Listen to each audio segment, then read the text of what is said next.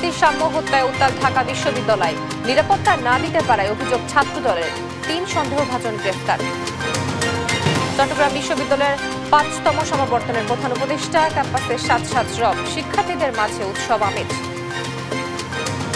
এটা একটা দৃষ্টান্ত হয়ে থাকলো যে একটা সদিচ্ছা থাকলে আসলে কত বড় সমাবর্তন করা সম্ভব। অনেকদিন পরে আসছি, ফ্যামিলি সহ আসছি, এটা অনেক ভালো লাগতেছে। চট্টগ্রাম বন্দরকে বাদ দিয়ে অর্থনৈতিক অগ্রগতি অসম্ভব, বন্দর পরিদর্শনকালে প্রধান উপদেষ্টা, কালুরঘাট সেতু নির্মাণ কাজ উদ্বোধন।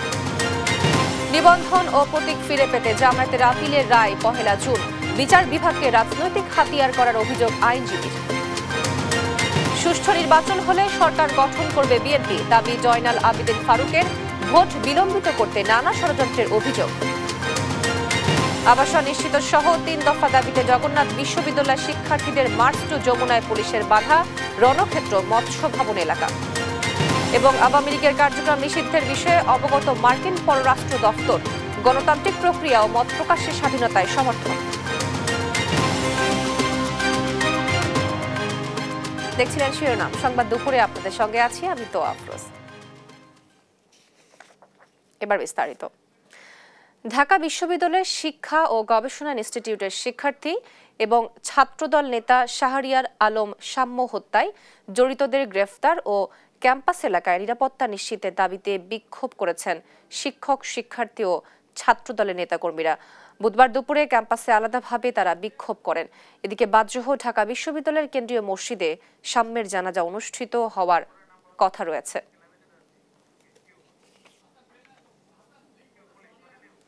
শিক্ষার্থী শাহরিয়ার আলম সাম্য হত্যার প্রতিবাদে উত্তাল ঢাকা বিশ্ববিদ্যালয় ক্যাম্পাস।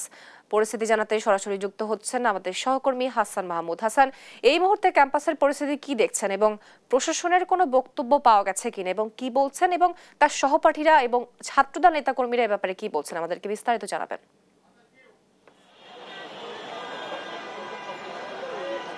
তো আপনাকে ধন্যবাদ। কিছুক্ষণ আগেই কিন্তু জানাজার নামাজ শেষ হয়েছে এবং সাম্যের যে লাশবাহী যেটি গাড়ি সেটি কিন্তু ইতিমধ্যে ক্যাম্পাস ত্যাগ করেছে এবং তার গ্রামের বাড়ির উদ্দেশ্যে রওনা হয়েছে।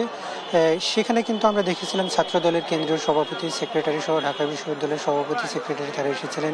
এছাড়া অন্যান্য যেসব ছাত্র সংগঠনগুলো ঢাকা বিশ্ববিদ্যালয়ে কার্যকর রয়েছে সেই সব সংগঠনের সভাপতি, সেক্রেটারি সহ অন্যান্য নেতৃবৃন্দ তারা কিন্তু এসেছেন এবং প্রত্যেকেরই আসলে দাবি এই জুলাই অভ্যুত্থানের পরে যে সরকার গঠিত হয়েছে সেই সরকারের অধীনেই এই যে এরকম একটা হত্যাকাণ্ডের মতো ঘটনা ঘটবে ঢাকা বিশ্ববিদ্যালয়ের আশেপাশে, সেটি কিন্তু কোনোভাবে কাম্য নয়। সেখানে আসলে প্রশাসনের যে গাফিলতি সেটি কিন্তু তারা অ্যাড্রেস করছেন এবং এখানে আমরা দেখছিলাম যে বিভিন্ন রাজনৈতিক দলের যে নেতারা এসেছেন, শিক্ষার্থীরা, তারাও কিন্তু বলছেন যে আসলে কোনোভাবে এরকম একটা হত্যাকাণ্ডের মতো ঘটনা কোনোভাবে যায়নি। তবে এক্ষেত্রে তারা যেটি বলছেন যে নানাভাবে ক্যাম্পাসকে নিরাপদ করবার জন্য আসলে বিভিন্নভাবে বিশ্ববিদ্যালয়ের কর্তৃপক্ষকে তারা চাপ দিয়েছিলেন, কিন্তু আসলে সেগুলোকে কোনোভাবেই পাত্তা দেয়নি। বিশ্ববিদ্যালয় প্রশাসন আসলে সেগুলোকে বাস্তবায়ন করতে পারেনি। ফলে এটি একটি বড় ধরনের এই যে একটি হত্যাকাণ্ডের মতো ঘটনা ঘটেছে সেটি কিন্তু নিঃসন্দেহে একটি মানে সাধারণ শিক্ষার্থী যারা বিশেষ করে জুলাই অভ্যুত্থানের সময় নেতৃত্ব দিয়েছিল তারাই কিন্তু আসলে এরকম টার্গেটের পরিণত হয়েছে। এবং আমরা কিছুক্ষণ আগে দেখেছিলাম যে বিশ্ববিদ্যালয় উপাচার্যের বাসভবনের সামনে ঢাকা এখানে কিন্তু কথা বলছিলেন জাতীয়তাবাদী ছাত্রদলের কেন্দ্রীয় সভাপতি। তিনি যেটি বলছিলেন যে আসলে জুলাই অভ্যুত্থানে অংশ নেওয়া শিক্ষার্থীদেরকেই কিন্তু আসলে টার্গেট করা হচ্ছে এবং এইরকম টার্গেট যদি আর করা হয় তাহলে হয়তো এই সরকারের পদত্যাগের দাবিতে আন্দোলনের হুঁশিয়ারি কিন্তু ছাত্রদলের পক্ষ থেকে দেওয়া হয়েছে। এবং ছাত্র দলের কেন্দ্রীয় সেক্রেটারি যেটি যিনি নাসিরউদ্দিন নাসির, তিনিও বলছিলেন যে আসলে বিভিন্নভাবে এই ক্যাম্পাসকে নিরাপদ করবার জন্য তারা দাবি জানিয়ে আসছিল, আসলে সেভাবে তারা কিন্তু সেভাবে পাত্তা দেয়নি এবং এখানে যেসব শিক্ষার্থী এসেছে তারা কিন্তু অনেকটাই ভারাক্রান্ত। এখানে বৈষম্য বিরোধী ছাত্র আন্দোলনের মুখপাত্র উমামা ফাতেমা বলছিলেন যে এই যে ক্যাম্পাসকে নিরাপদ করবার জন্য বিভিন্ন সময় তারা দাবি জানিয়ে আসলো, কিছু শিক্ষার্থী, কিছু শিক্ষক আসলে সেটিকে প্রতিবন্ধকতা হিসেবে দাঁড়িয়ে যায় এবং সেখানে এই যে নিরাপদ ক্যাম্পাসের যে দাবি সেটিকে অনেকভাবে উপেক্ষা করা হয়। তবে এখন তারা দাবি করছেন এরকম কোনোভাবেই যেন না করা হয়। ভবিষ্যতে ক্যাম্পাসকে নিরাপদ করবার জন্য যতটুকু প্রয়োজন, যত শক্ত অবস্থানে প্রয়োজন হোক না কেন বিশ্ববিদ্যালয় প্রশাসন সেটি করবে, এমনটাই কিন্তু দাবি জানাচ্ছেন এখানকার সাধারণ শিক্ষার্থীরাও। এবং আমরা পুরো ক্যাম্পাসে আসলে ঘুরে দেখেছিলাম, সকাল থেকেই সকাল থেকে আসলে বিভিন্ন বিশ্ববিদ্যালয়ের শিক্ষার্থীরা এখানে বিশ্ববিদ্যালয়ের বিভিন্ন ডিপার্টমেন্টের শিক্ষার্থীরা তারা কিন্তু অবস্থান করছিলেন। আমরা একটু গণ অধিকার পরিষদের সেক্রেটারি রাশেদ খানের সাথে একটু কথা বলতে চাই। এই যে ক্যাম্পাসের আশেপাশে হত্যাকাণ্ডের মতো ঘটনাগুলো ঘটছে, এটাকে আপনারা কিভাবে দেখছেন? প্রশাসনের ব্যর্থতা দেখছেন কিনা? দেখেন, বিশ্ববিদ্যালয়ের প্রশাসনের দায়িত্ব ছিল শিক্ষার্থীদের নিরাপত্তা দেওয়া এবং একই সাথে আইন শৃঙ্খলা বাহিনীর দায়িত্ব কিন্তু এই বিশ্ববিদ্যালয়ের নিরাপত্তা দেওয়া। পাশেই কিন্তু শাহবাগ থানা। তারপরেও এই যে সোহরাওয়ার্দী উদ্যানে সন্ধ্যা নামলেই মাদকের আক্রা এবং নানান ধরনের অপরাধ সংঘটিত হয়। যখন আমরা বিশ্ববিদ্যালয়ের শিক্ষার্থী ছিলাম তখন আমরা এই বিষয়ে সোচ্চার ছিলাম, এখন আমাদের ছাত্র অধিকার পরিষদের নেতাকর্মীরাও সোচ্চার। কিন্তু দুঃখের সাথে বলতে হয় যে আসলে এই ঘটনার কোনো সুরাহা আমরা পাচ্ছি না। তার মানে এই মাদকের ব্যবসার সাথে প্রশাসন জড়িত কিনা, বিশ্ববিদ্যালয়ের কোনো অপরাধমূলক কর্মকাণ্ডের সাথে জড়িত শিক্ষার্থীরা জড়িত কিনা, সেটা আমরা মনে করি বিশ্ববিদ্যালয়ের প্রশাসনের উচিত খতিয়ে দেখা। গতকাল ছাত্রদলের নেতা সাম্যকে নির্মমভাবে হত্যাকাণ্ডের শিকার হতে হয়েছে। আমরা মনে করি বিশ্ববিদ্যালয়ের প্রশাসন এই ঘটনার দায় এড়াতে পারে না। বিশ্ববিদ্যালয়ের শিক্ষার্থীরা নানান সময় বলেছে যে বাইরে থেকে মানুষ চলাচলে একটি লিমিটেশন আনতে হবে, কিন্তু সেইটা তারা আসলে নিশ্চিত করতে পারেনি। সুতরাং বিশ্ববিদ্যালয় প্রশাসনকে বলবো শিক্ষার্থীদের নিরাপত্তা নিশ্চিত করা এবং একই সাথে উদ্যানে কিন্তু বাইরের অনেক মানুষ ঘুরতে আসে, তাদেরও নিরাপত্তা দেওয়া কিন্তু এই আইন শৃঙ্খলা বাহিনীর দায়িত্ব, বিশ্ববিদ্যালয় প্রশাসনের দায়িত্ব। সামগ্রিকভাবে সম্মিলিতভাবে যদি কাজ করা হয় আমরা একটি নিরাপদ ক্যাম্পাস পাবো, নিরাপদ জীবন পাবো। গতকাল যে ধরনের ঘটনা ঘটেছে আমরা সেই ঘটনার সুষ্ঠু তদন্ত এবং বিচার দাবি করছি। ধন্যবাদ আপনাকে। আমরা যেমনটা শুনছিলাম যে আসলে ক্যাম্পাসকে আসলে নিরাপদ করবার জন্য যত ধরনের প্রয়োজন, যতটুকু আইন শৃঙ্খলা রক্ষায় যতটুকু শক্তি প্রয়োগ করার দরকার, সেটিকেই কিন্তু দাবি জানাচ্ছেন এখানকার সাধারণ শিক্ষার্থী এবং শিক্ষার্থী নেতারা। আমরা আসলে একটি এখানে আবেগঘন পরিবেশ তৈরি হয়েছিল, সেখানে তার ডিপার্টমেন্টের শিক্ষকরা এসেছিলেন এবং বিশ্ববিদ্যালয়ের উপাচার্য এসেছিলেন। তারা আসলে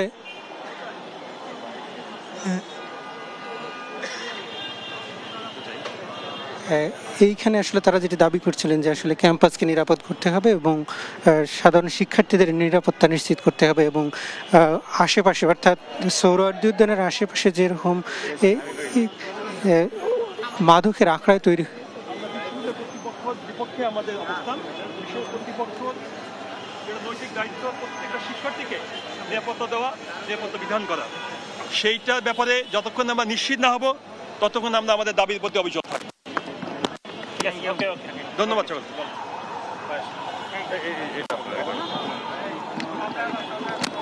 লঞ্চ যার যেটা নিয়ে যান।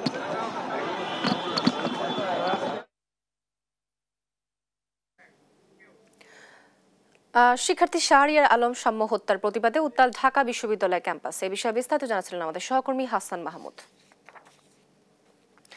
9 বছর পর অনুষ্ঠিত হচ্ছে চট্টগ্রাম বিশ্ববিদ্যালয়ের 5ম সমাবর্তন। এরই মধ্যে প্যান্ডেলে অবস্থান নিয়েছেন শিক্ষার্থীরা। প্রধান উপদেষ্টা ডক্টর মোহাম্মদ ইউনূসের সমাবর্তন বক্তা ও প্রধান অতিথি হিসাবে উপস্থিত থাকবেন। সমাবর্তন উপলক্ষে 23,000 শিক্ষার্থীকে সনদ বিতরণ করা হবে। আমন্ত্রিত অতিথি ও বিশ্ববিদ্যালয় পরিবারের সদস্য নিয়ে প্রায় 30,000 মানুষ অংশ নিচ্ছেন। সমাবর্তন থেকে ডক্টর ইউনূসকে ডিলিট ডিগ্রি প্রদান করা হবে। সমাবর্তন উপলক্ষে শিক্ষার্থীদের মধ্যে ব্যাপক উৎসাহ উদ্দীপনা রয়েছে। বহু বছর পর বর্তমান ও সাবেক শিক্ষার্থীদের উপস্থিতিতে মিলন মেলায় পরিণত হয়েছে পুরো ক্যাম্পাস। অনেকে এসেছেন পরিবার পরিজন নিয়ে। এদিকে সমাবর্তন উপলক্ষে ব্যাপক নিরাপত্তা ব্যবস্থা নিয়েছে আইন শৃঙ্খলা বাহিনী। তো প্রায় আজকে 6-7 বছর পরে আমরা আবার ক্যাম্পাসে ফিরছি। তো সেই হিসাবে অনেক পুরনো স্মৃতি রোমন্থন করা হচ্ছে, মনে পড়তেছে অনেক কিছু। এটা অনেক বেশি আনন্দের। এটি আনন্দের আবার বেদনার, যেহেতু আমাদের বিদায় হয়ে যাচ্ছে বেদনার, যেহেতু আমরা সবাই আজকে একত্রিত হতে পেরেছি, আমাদেরকে সমাবর্তনে আমন্ত্রণ জানিয়েছে, সেই জন্য সেটা আবার আমাদের জন্য আনন্দের। দেশের অর্থনীতির হৃৎপিণ্ড চট্টগ্রাম বন্দর। চট্টগ্রাম বন্দরকে বাদ দিয়ে অর্থনীতির অগ্রগতি অসম্ভব, এমন মন্তব্য করেছেন প্রধান উপদেষ্টা ডক্টর মোহাম্মদ ইউনূস। বুধবার সকালে চট্টগ্রাম পরিদর্শন শেষে এ মন্তব্য করেন তিনি। বলেন, বাংলাদেশের অর্থনীতি পাল্টাতে হলে চট্টগ্রাম বন্দরই ভরসা। এ বন্দর পুরোপুরি কাজে লাগানো গেলে বিদেশিরা বাংলাদেশে আরও বিনিয়োগ করবে। আরও জানাচ্ছেন মোহাম্মদ আলাউদ্দিন। সরকার প্রধান হিসেবে প্রথমবারের মতো নিজ জেলা চট্টগ্রাম সফর করেছেন প্রধান উপদেষ্টা ডক্টর মোহাম্মদ ইউনূস। বুধবার সকালে চট্টগ্রাম পৌঁছেই বন্দর পরিদর্শনে যান তিনি। এ সময় চট্টগ্রাম বন্দরকে দেশের অর্থনীতির হৃৎপিণ্ড আখ্যা দিয়ে তিনি বলেন, এই বন্দর বাদ দিয়ে অর্থনৈতিক উন্নয়ন সম্ভব নয়। এই বন্দর পুরোপুরি কার্যক্ষম করা গেলে দেশে বিদেশি বিনিয়োগ আরো বাড়বে। চট্টগ্রাম বন্দরটা হলো বাংলাদেশের অর্থনীতির হৃৎপিণ্ড। এটাকে বাদ দিয়ে বাংলাদেশের অর্থনীতি নতুন কোনো পাতায়, নতুন কোনো অধ্যায়ে প্রবেশ করার কোনো সুযোগ নেই। এই পথ খুলে দিলে বাংলাদেশের অর্থনীতির পথ খোলে। চট্টগ্রাম বন্দর শুধু দেশের জন্য নয়, প্রতিবেশী দেশের জন্য গুরুত্বপূর্ণ বলে জানান ডক্টর মোহাম্মদ ইউনূস। কাজে আমাদের কাছে এটা দেখে আছে এবং তার সঙ্গে আবার যোগ করলাম, এটা শুধু হৃৎপিণ্ড বাংলাদেশের জন্য না, আশেপাশের দেশগুলোর সঙ্গে সংযুক্ত। যে কারণে নেপালের কথা বললাম, ভুটানের কথা বললাম, সেভেন সিস্টার্সের কথা বললাম, সবার জন্য হৃৎপিণ্ড একটাই। এরপর চট্টগ্রাম সার্কিট হাউস থেকে কালুরঘাটে কর্ণফুলী নদীর উপর রেল সহ সড়ক সেতু নির্মাণ কাজ উদ্বোধন করেন প্রধান উপদেষ্টা। তিনি বলেন, কালুরঘাট সেতু স্থানীয় মানুষের জন্য বহুল আকাঙ্ক্ষিত, আর চালু হলে চট্টগ্রামবাসীর বহুদিনের কষ্টের অবসান হবে। কালুরঘাট নতুন সেতু নির্মাণ কাজ শেষে 2030 সালে চলাচলের জন্য খুলে দেওয়ার কথা রয়েছে। মোহাম্মদ আলাউদ্দিন, নিউজ ডেস্ক, দেশ টিভি। শেখ হাসিনার প্রেতাত্মারা এখনো অন্তর্বর্তী সরকারের আশেপাশে আছে, যারা নির্বাচনকে বিলম্বিত করার চেষ্টা করছে, এমন অভিযোগ করেছেন বিএনপি চেয়ারপারসনের উপদেষ্টা জয়নুল আবেদিন ফারুক। বুধবার সকালে এক আলোচনা সভায় এসব কথা বলেন তিনি। তার দাবি, বিএনপি নির্বাচন চায় ক্ষমতায় যাওয়ার জন্য নয়, মানুষের ভোটের অধিকার ফিরিয়ে দেওয়ার জন্য। নির্বাচন চায় না এমন অনেকেই এলাকায় এলাকায় প্রার্থী দিয়ে ইতোমধ্যে নির্বাচন শুরু করে দিয়েছেন। দ্রুত নির্বাচনের রোডম্যাপ দেওয়ার আহ্বান জানিয়ে বলেন, জনগণ প্রস্তুতি নিতে চায় নির্বাচনের, আর সুষ্ঠু নির্বাচন হলে বিএনপি ক্ষমতায় যাবে বলে মন্তব্য করেন তিনি।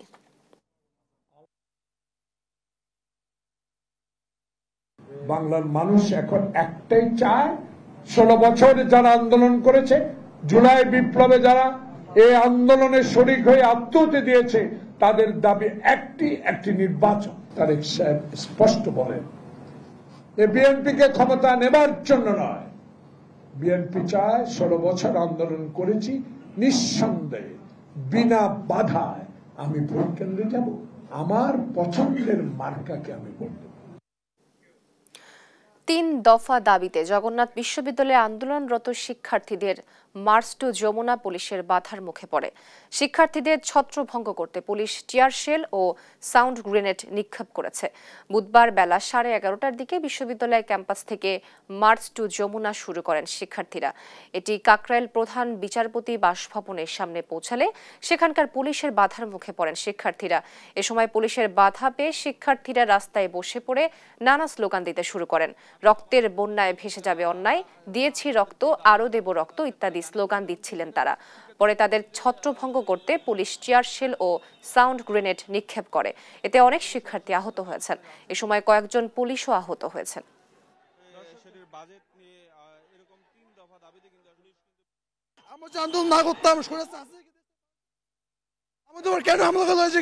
শান্তিপূর্ণভাবে এসেছিলাম, আমরা কোথাও কোনো ঝামেলা টামেলা করিনি, কিন্তু যখন আমাদের মিছিলটা এই যে সচিবালয়ের সামনে মৎস্য ভবন দিয়ে আসছিল, তো তখন তাদের এই যে টিয়ার শেল, গ্যাস, মানে এই হামলা তো আসলে কোনোভাবেই নাই যে আমাদের ভাইয়াদের কি অবস্থা করেছে। জগন্নাথ বিশ্ববিদ্যালয়ের শিক্ষার্থীদের মার্চ টু যমুনা কর্মসূচির আরো খবর জানাতে সরাসরি যুক্ত হচ্ছেন আমাদের সহকর্মী নিয়াজ মোর্শেদ। নিয়াজ, এখন সেখানকার পরিস্থিতি কেমন আমাদেরকে জানাবেন?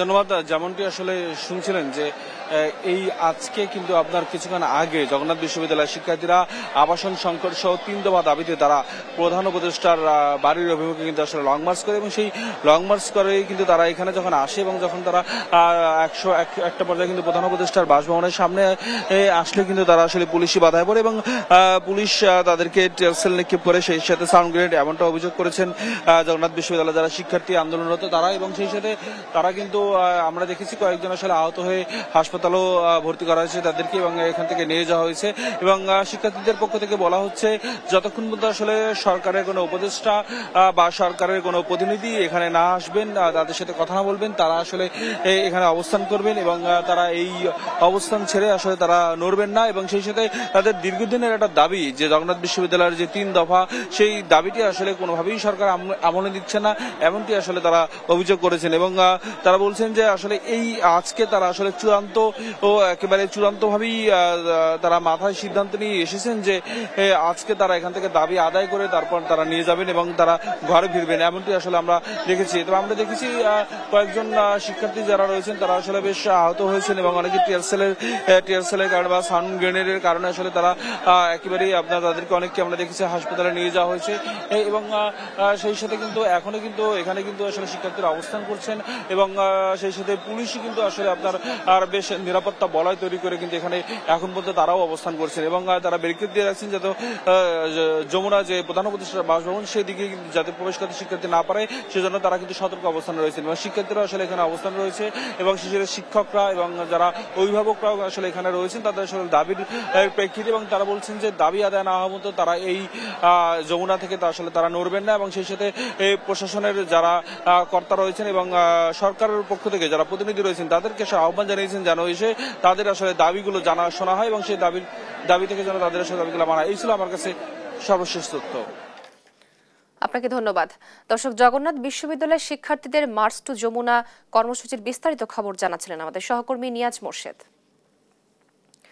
ঢাকা বিশ্ববিদ্যালয়ের শিক্ষা ও গবেষণা ইনস্টিটিউটের শিক্ষার্থী এবং ছাত্রদল নেতা শাহরিয়ার আলম সাম্য হত্যায় জড়িতদের গ্রেফতার ও ক্যাম্পাস এলাকায় নিরাপত্তা নিশ্চিতের দাবিতে এখনও বিক্ষোভ করছেন শিক্ষক, শিক্ষার্থী ও ছাত্রদলের নেতাকর্মীরা। বাদ জোহর বিশ্ববিদ্যালয়ের কেন্দ্রীয় মসজিদে সাম্যের জানাজা অনুষ্ঠিত হয়। হাসান মাহমুদের সহযোগিতায় আরও জানাচ্ছেন নাইম আফসান। মঙ্গলবার মধ্যরাতে রাজধানী সোহরাওয়ার্দী উদ্যানের মুক্তমঞ্চের পাশের মূল সড়কে মোটরসাইকেলে যাওয়ার সময় ছুরিকাঘাতে হত্যা করা হয় ঢাকা বিশ্ববিদ্যালয়ের শিক্ষার্থী শাহরিয়ার আলম সাম্যকে। এর প্রতিবাদে রাতে উত্তাল হয়ে ওঠে ক্যাম্পাস। উপাচার্যের বাসভবনের সামনে বিক্ষোভ করে ছাত্রদল। বুধবার দুপুর 12টায় উপাচার্যের বাসভবনের সামনে আবারও বিক্ষোভ করে ছাত্রদল। ছাত্রদলের নেতাকর্মীদের টার্গেট করে হত্যা করা হচ্ছে বলে অভিযোগ করেন ছাত্রদলের সাধারণ সম্পাদক নাসির উদ্দিন। আমরা আজকের এই সমাবেশ থেকে স্পষ্টভাবে বলতে চাই, গণ অভ্যুত্থান পরবর্তী সময়ে যে প্রশাসন ঢাকা বিশ্ববিদ্যালয়ের দায়িত্ব নিয়েছে সেই প্রশাসন ঢাকা বিশ্ববিদ্যালয়ের সাধারণ শিক্ষার্থীদের নিরাপত্তা দিতে চরমভাবে ব্যর্থ হয়েছে। আর সোহরাওয়ার্দী উদ্যানকে মাদকের আখড়া বন্ধের দাবি জানান ছাত্রদলের সভাপতি রাকিবুল ইসলাম। দাবি আদায় না হওয়া পর্যন্ত রাজপথে থাকবে ছাত্রদল।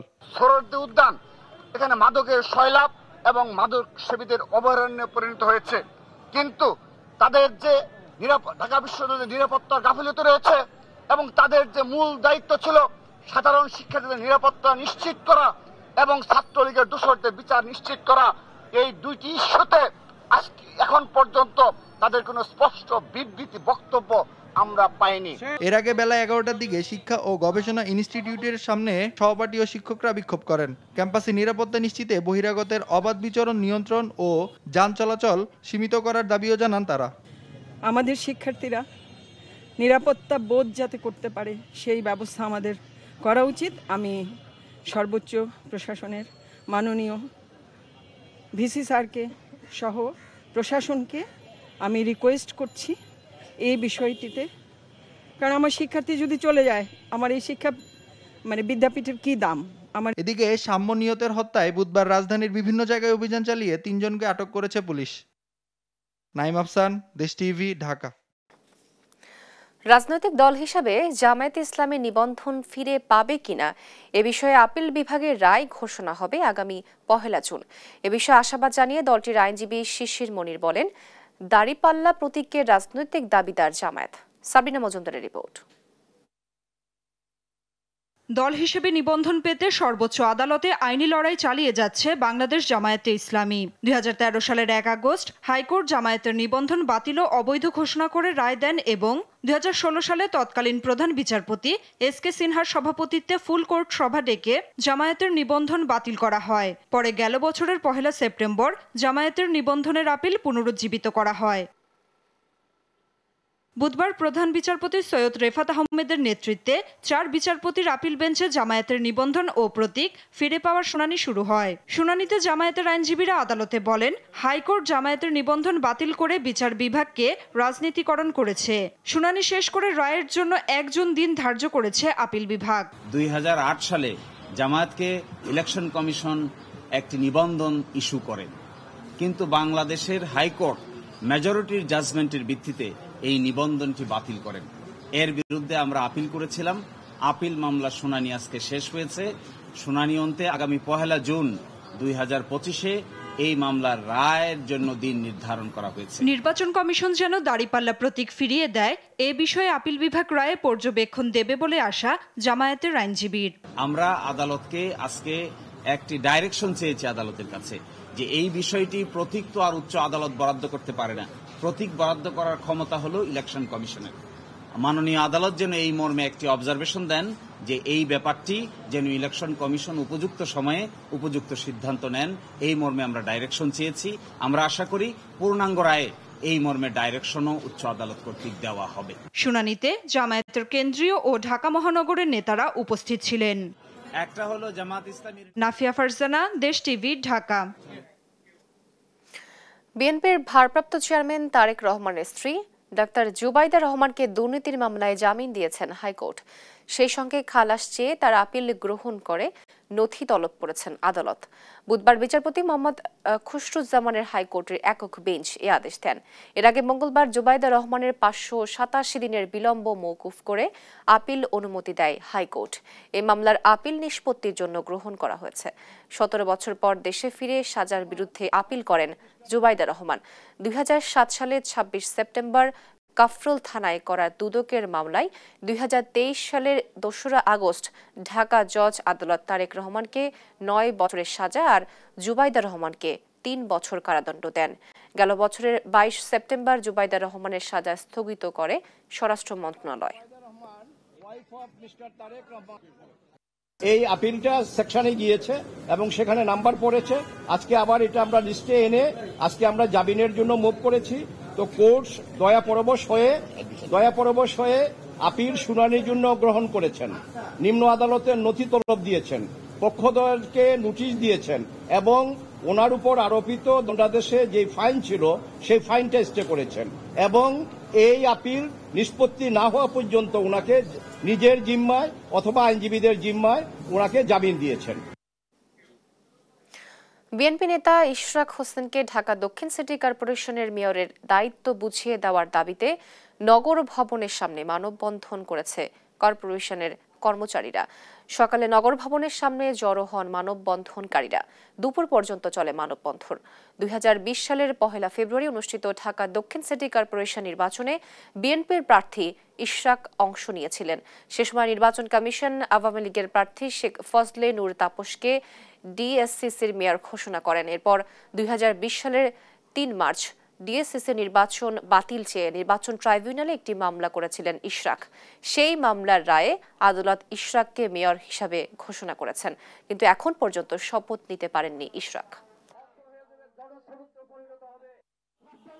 জনগণ ভোট দিয়ে মেয়র ইশরাককে মেয়র করেছেন। এখন যদি সরকার শপথ গ্রহণ না করায় এবং তাকে দায়িত্ব না দেয় তাহলে আমরা ভোটাররা তাকে শপথ পড়াবো। আগামী 24 ঘন্টার ভিতরে আমরা চাই বাংলাদেশ বর্তমান অস্থায়ী সরকারের তরফ থেকে যেন তার ক্ষমতা বুঝিয়ে দেওয়া হয়। দেশের অবস্থা অনেক খারাপ। একজন প্রতিনিধি না থাকলে তো ঢাকা শহরে এত যানজট, এত ময়লা, এত অপরিষ্কার, এগুলো তো পরিষ্কার করার জন্য একজন পিতে লাগে। গাজীপুরে মহিলা আওয়ামী লীগের সাংগঠনিক সম্পাদক ও ভাওয়ালগড় ইউনিয়নের সংরক্ষিত মহিলা মেম্বার শহীদা আক্তার জসুদাকে গ্রেফতার করেছে জয়দেবপুর থানা পুলিশ। মঙ্গলবার গভীর রাতে গাজীপুরের উত্তর ছায়াবিথি এলাকার একটি বাসায় অভিযান চালিয়ে তাকে গ্রেফতার করা হয়। তিনি একটি শিশু হত্যা মামলার এজাহারভুক্ত আসামি। এছাড়া অভিযোগ রয়েছে গার্মেন্টস খাতে অস্থিরতা তৈরিতে অর্থায়ন এবং ভাঙচুরে উস্কানির সঙ্গে জড়িত জসুদা। এসব বিষয়ে তদন্তের জন্য তার রিমান্ড আবেদন করা হবে বলে জানান পুলিশ।